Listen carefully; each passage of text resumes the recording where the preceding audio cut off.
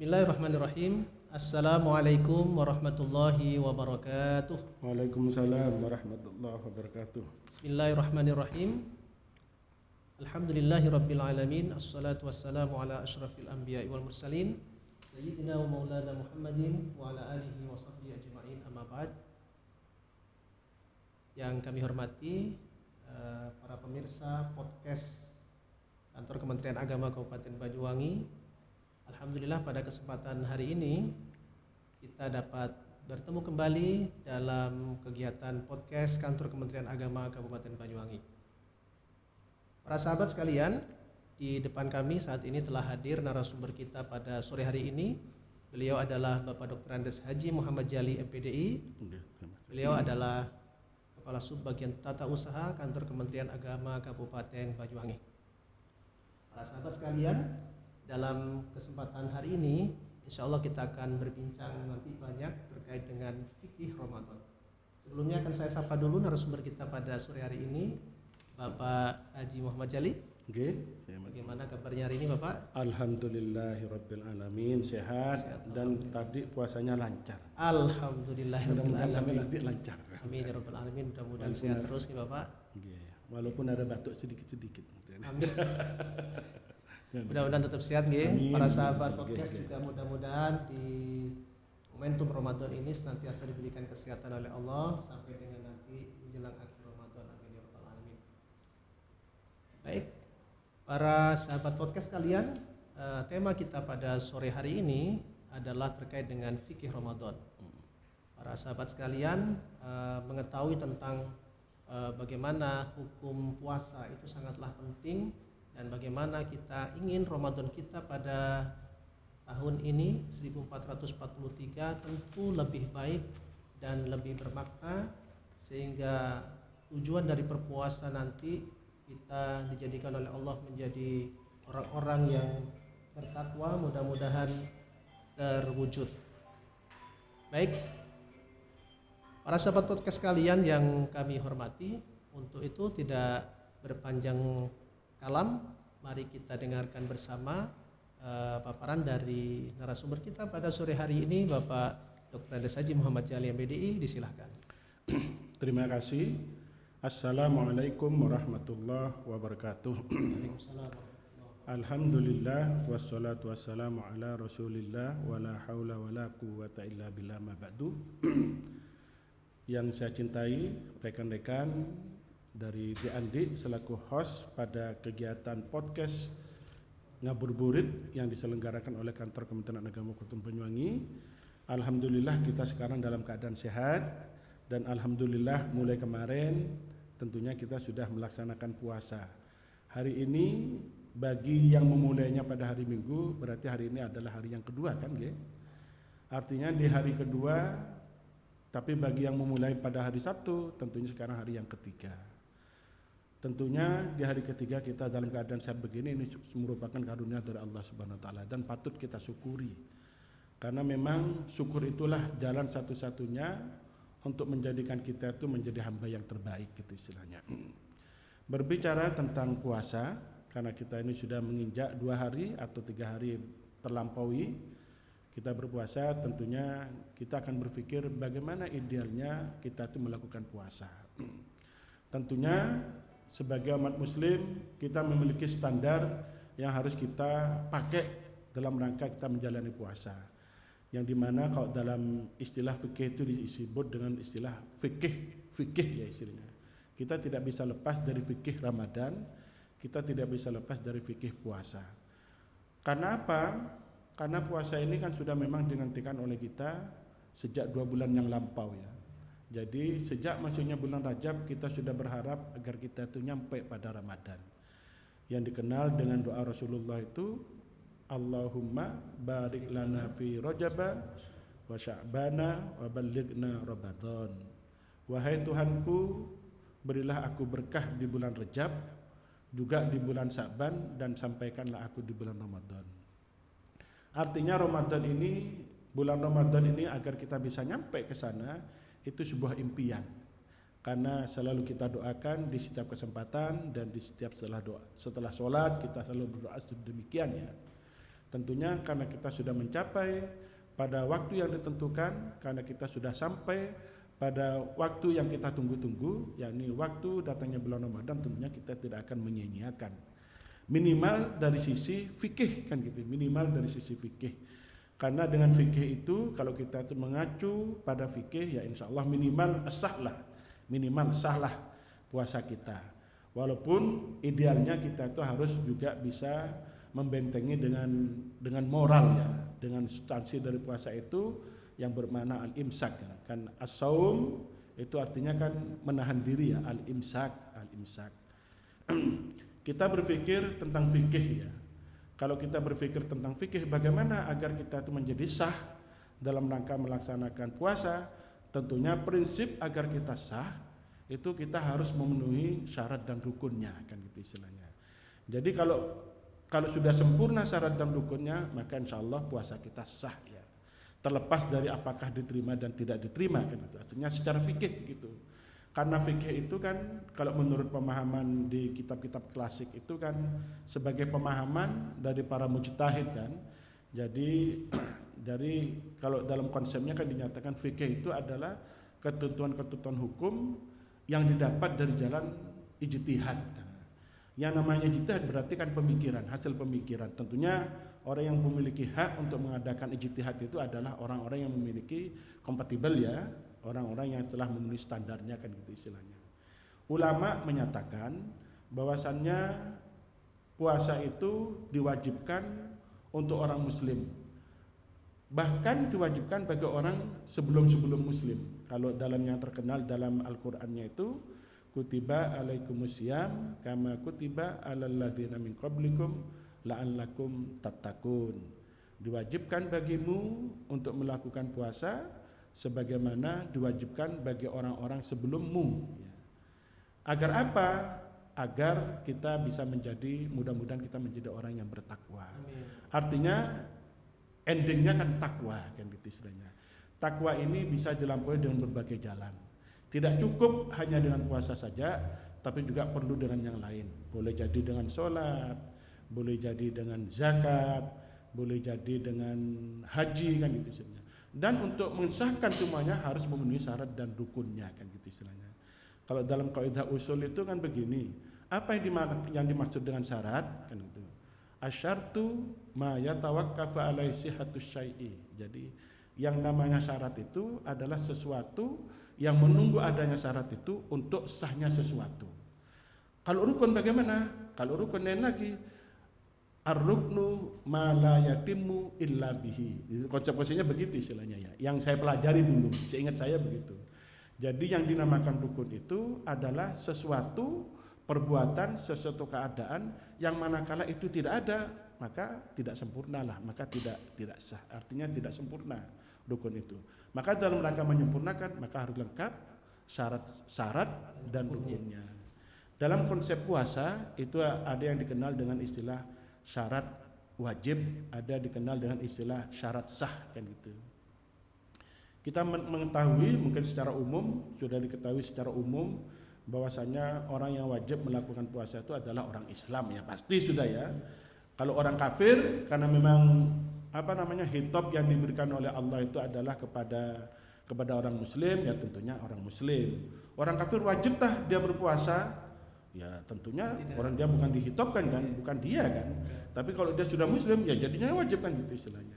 Tentu ada hal lah semacam itu. Jadi ada yang merupakan syarat wajibnya berpuasa. Kalau di sini saya melihat sudah ada rangkuman dari orang-orang untuk mempermudah kita. Jadi di WA sudah bersebaran tentang apa syarat wajibnya berpuasa dan apa syarat sahnya puasa kan gitu. Ada syarat sah, ada syarat wajib. Jadi artinya syarat wajib itu manakala itu sudah terpenuhi maka orang itu wajib untuk melakukan berpuasa. Tapi beda halnya dengan sah. Syarat sah karena sah itu kan tadi sesuatu. Jadi kalau menyangkut masalah bahasa sah berarti harus sempurna kan gitu. Harus ada yang menjadi sahnya kan gitu istilahnya. Di sini ini saya sudah ada rangkuman ya. Jadi yang termasuk dalam tipologi syarat wajib berpuasa itu adalah Islam. Jadi muslim karena memang hitopnya adalah kepada muslim. Dan juga ada balik, berakal. Saya kira begitulah. Saya kira balik, karena balik itu adalah sebagai tanda orang mukallaf untuk ditentukan mendapatkan beban hukum. Ya maka ya saya kira wajarlah, biasa saya kira begitu. Jadi kalau belum balik dia kalau belum balik tidak ya ada dia kewajiban, belum wajib, tapi kan? boleh belajar ya Pak Haji ya. Boleh belajar boleh. Artinya dia tidak menggugurkan kewajibannya kan gitu istilahnya ya. Karena dia memang tidak wajib kan gitu istilahnya. Terus juga sehat ya. Jadi sehat juga bermukim. Syarat wajibnya bermukim. Artinya bermukim itu bertempat tinggal di suatu tempat yang ajak dan bukan dalam perjalanan. Kalau perjalanan bagaimana Pak? Ya dia tidak wajib istilahnya ya. Karena apa? Karena dia memiliki rukhsah istilahnya. Ada keringanan ya gitu. Dan juga tentunya kalau bagi wanita dan bagi wanita-wanita itu mereka dalam keadaan suci. Suci dari apa? Suci dari haid dan nifas, wajar lah. Terus apa yang masuk klasifikasi? Termasuk syarat sahnya. Jadi syarat sahnya itu kalau sudah syarat wajibnya dipenuhi, tentunya ada yang bisa mengesahkan kan. Nah, yang bedakan sah itu adalah masuknya waktu istilahnya ya. Jadi kalau sudah masuk waktu untuk berpuasa, maka itu menjadi syarat sah. Bagaimana Pak kalau orang belum waktunya puasa Pak? Kalau belum waktunya berpuasa bagaimana Pak kira-kira? Ayo bagaimana? Kalau Ramadan, kalau belum waktunya masuk puasa, jadi bulan puasa Ramadan kan bukan berarti kan? Ramadan berarti bukan Ramadan kan gitu istilahnya. Karena masuknya puasa Ramadan itu terhitung sejak adanya hilal di bulan Ramadan kan gitu istilahnya.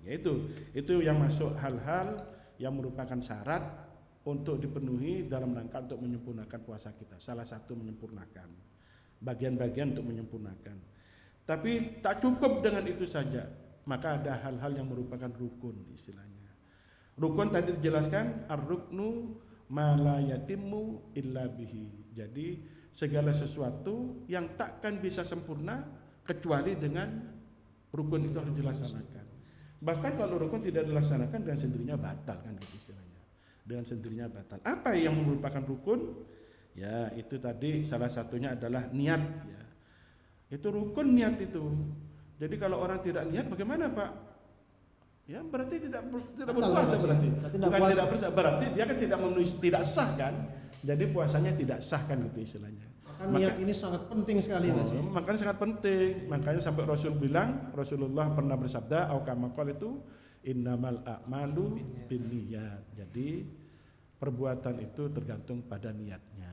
Jadi kalau tidak ada niat, ya tidak niat kan berarti artinya dia berbuat tanpa sengaja kan gitu ya begitu artinya. Jadi padahal untuk mewujudkan itu dianggap berarti kalau tidak sengaja berarti dia tidak berpuasa artinya begitu. Kan beda kalau puasa sunat kan beda kan ya. Kalau puasa sunat itu kan dia tapi tetap niat harus ada kan tentunya. Cuman waktunya yang berbeda, Niatnya kapan harus dilakukan? Karena niat ini penting kan. Kalau dulu saya ingat itu di Safinah itu begini ceritanya. Apa niat itu Pak? An-niyatu qasdus syai'. Jadi yang dimaksud dengan niat itu bermaksud bersengaja. Artinya dia memang sengaja untuk berpuasa. Bukan maksudnya mau ke WC tapi dia makan gitu istilahnya. Ternyata makan tidak sengaja. Tapi istilahnya bukan kemana? Bukan dia maksudnya sholat tapi ternyata niat sudah sholat tapi ternyata masih ada nyangkung di tempat yang lain bicara-bicaraan. Berarti bicara-bicara itu hanya sempilan kan bukan niatnya, dan niatnya adalah puasa. Jadi qasdus syai'i. Jadi an-niyatu qasdus syai'i muqtarinan bi fi'lihi kan gitu istilahnya. Jadi qasdus syai'i bersengaja dan langsung melakukan itu niat itu artinya. Terus ya kalau puasa ini apakah itu niat Pak? Azam itu termasuk dibolehkan, azam. Makanya kita itu kan kalau setelah tarawih kan dianjurkan untuk berniat. Maksudnya adalah berazam bahwasanya kita itu untuk melakukan puasa. Karena di saat sudah masuk waktunya puasa, azamnya itu sudah dianggap sebagai niat kan itu istilahnya. Kalau waktu niat Pak Haji. Niat itu waktunya kan yang rutin kita lakukan biasanya setelah tarawih. Tapi tarawih. sebenarnya boleh enggak sebelum ketika masuk waktu maghrib atau sebelum selesai dengan imsak itu Pak Haji? Jadi memang begini, salah satu syarat sahnya niat puasa Ramadan adalah di malam hari. Terus kalau di malam hari, apa yang dimaksud dengan malam hari? Malam hari itu adalah di masa tenggelamnya matahari sampai terbitnya matahari. Artinya apa? Kalau umpamanya kita setelah maghrib niat boleh apa? Boleh, tidak masalah. Khawatir lupa Mas. Khawatir lupa ya. Karena itu azam sudah ya. Azam. Kalau niat sendiri, kalau konsepnya di Safinah itu kan begitu kan, harus berserta dengan perbuatannya. Padahal perbuatannya kita itu kan di waktu masuk subuh kan. Ya. Idealnya itu niat itu adalah saya niat puasa langsung tidak makan-makan dan subuh masuk itu. Berarti paling baik ya ketika sahur itu Mas ya. Itu setelah itu ya. Yang paling baik adalah di saat itu. Karena itu adalah betul-betul yang namanya niat muqtarinan bi fi'lihi istilahnya. Kemudian sebelum beralih ke rukun yang lain Mas. Ya betul. Kita ini kan puasanya 1 bulan. Kadang-kadang terlupa. Pas tidak terawih di masjid, akhirnya tidak berniat bersama-sama. Itu bagaimana Pak caranya? Memang begini ya. Kalau dalam dalam konteks fikih Syafi'iyah itu, ya maksudnya pembelajaran fikih yang saya pelajari dulu itu rata-rata di buku-buku klasik itu kan niat harus tetap di malam itu kan gitu. Tetap. Mau puasa harus niat. Dia berpuasa harus niat. Saya teringat dulu waktu saya masih ada di pondok pesantren, saya ingat suatu saat saya tidak berniat. Bukan tidak berniat, saya ragu berniat. Apakah saya tadi malam berniat atau tidak? Saya ingatnya itu adalah jam 9 pagi. Saya itu berniat atau tidak ya? Kan kalau dalam hukum asal, al-aslu adamuhu kan gitu. Al-asal itu berarti tidak ada. Karena ragu apakah dulu tadi niat atau tidak. Maka itu dalam hukum konteks kaidah fikih itu dianggap tidak niat. Sama halnya dengan orang begini. Orang sholat saya ini 3 rakaat atau 4 rakaat ya. Maka al-aslu adamur rabi, kan tidak ada yang keempat artinya. Yang 3 diyakini sudah ada, sedangkan yang keempat diragukan, maka yang diragukan dianggap tidak ada, kan itu artinya. Artinya bagaimana kalau boleh apa tidak begitu? Ya, maka ada pendapat kan di madhab ya, madhab yang berbeda. Kalau madhab di Maliki ya, di Maliki itu kan membolehkan begitu. Jadi umpamanya apakah kita talfek? Kan begini kan? Kan ada kadang-kala orang-orang yang orang-orang yang salah kan apa itu tidak talfik kalau kita di satu sisi kita ikut Imam Imam Maliki, di satu sisi Syafi'iyah. Saya kira kalau karena ini ada satu qadhiyah tersendiri, saya kira tidak talfik. Toh kita termasuk tetap ahlu sunnah kan, karena berhaluan pada mazhab yang 4, salah satunya mazhab Maliki, tidak apa-apa. Monggo untuk hati-hati ya sekali. Ya monggo lah menurut keyakinan. Tapi yang bagus karena kita ini mayoritas adalah orang Syafi'iyah ya, upayakan tiap malam. Maka bagus tradisi yang telah dibangun oleh pinispo kita setelah sholat sawu bin niat kan gitu istilahnya. Nawaitu sawmadin an adai fardhi syahri ramadhani hadhihi sanati lillahi ta'ala. Ya itu kan untuk ingin mengingatkan ya agar tidak lupa lah. Kan biasanya orang itu ada kalanya kalau anak-anak pokoknya mengucapkan enggak apa-apa untuk latihan kan enggak masalah. Ya, saya kira itu ya niatnya. Terus rukun yang kedua apa? Nah, rukun yang kedua hanya puasa itu sudah. Yang namanya puasa tadi kan sudah disebutkan al-imsak, artinya menahan diri ya. Imsak itu menahan artinya. Tamassaku tetap atau imsak kan amsaka yumsiku imsak artinya. Jadi menahan. Jadi menahan diri dari hal yang dapat membatalkan puasa. Prinsipnya begitu. Tapi kan ternyata tapi yang membatalkan kan banyak tentunya kan gitu istilahnya. Kan tidak cukup, berarti harus ada pengetahuan lanjutan. Apa saja yang termasuk hal-hal yang membatalkan puasa kan gitu artinya begitu. Membatalkan puasa memang begini ya.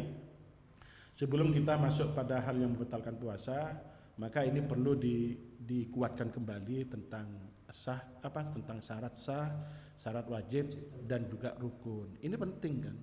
Kalau membatalkan kan dan berarti kan artinya kan adalah hal baru yang datang kan gitu ya.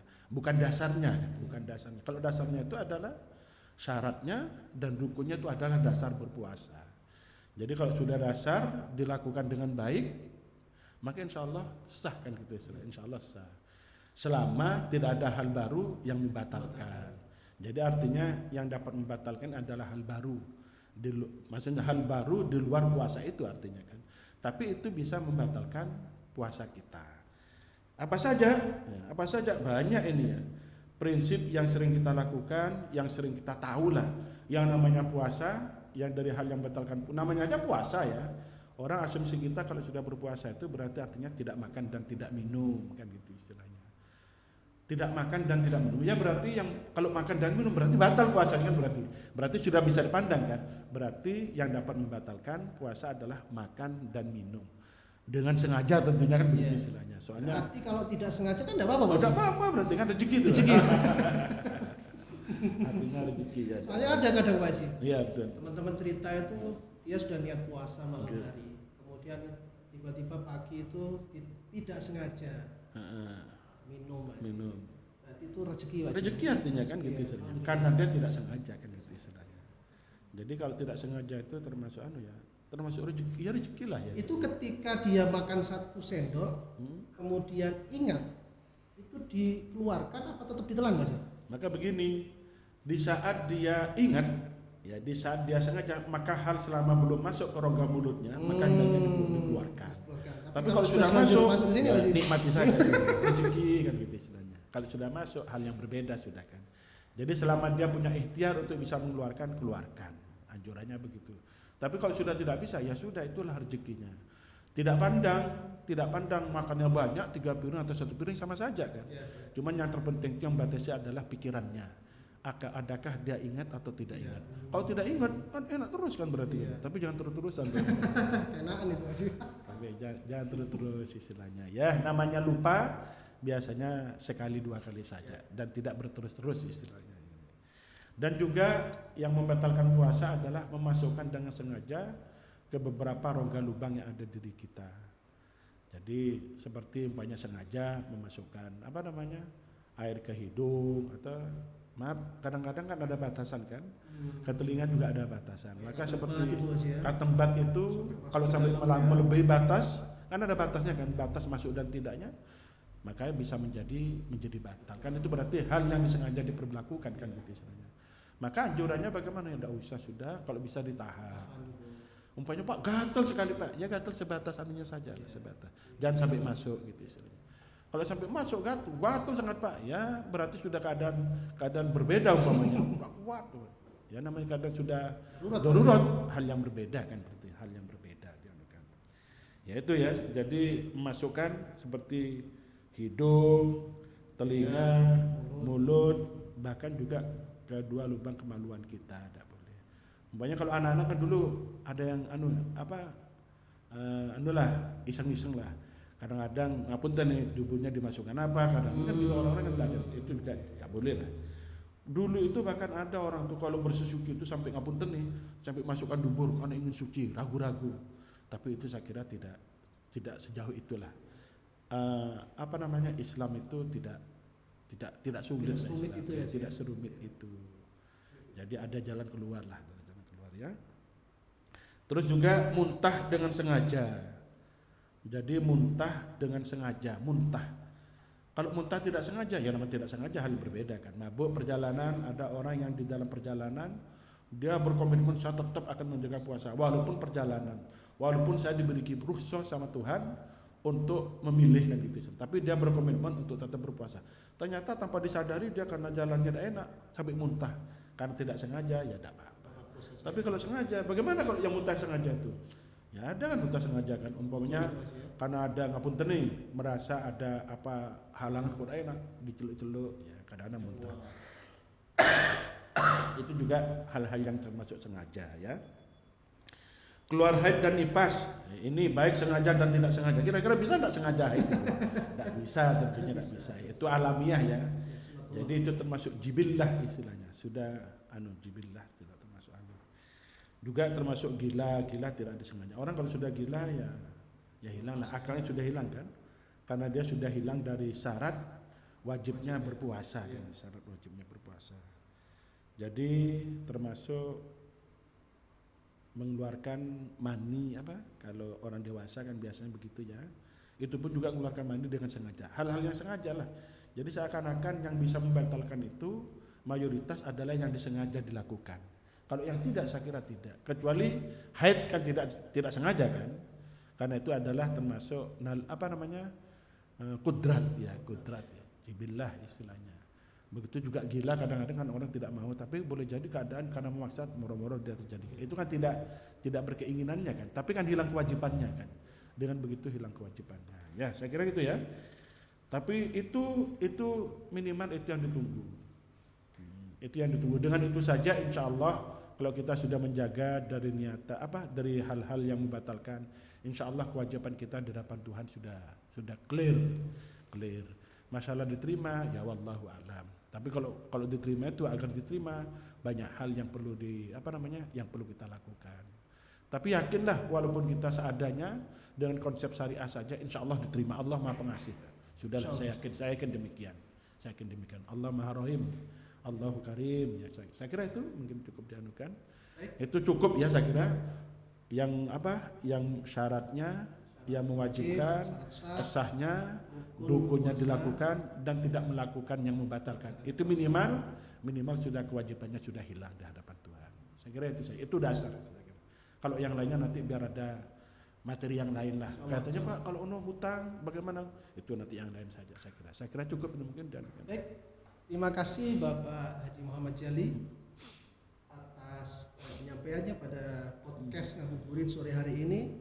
Saya kira untuk fikih dasar pada kesempatan hari ini cukup, dan nanti insya Allah masih ada hari-hari selanjutnya membahas itu, masih panjang juga nanti ini podcast kita. Sekarang kan masih 3 hari Pak.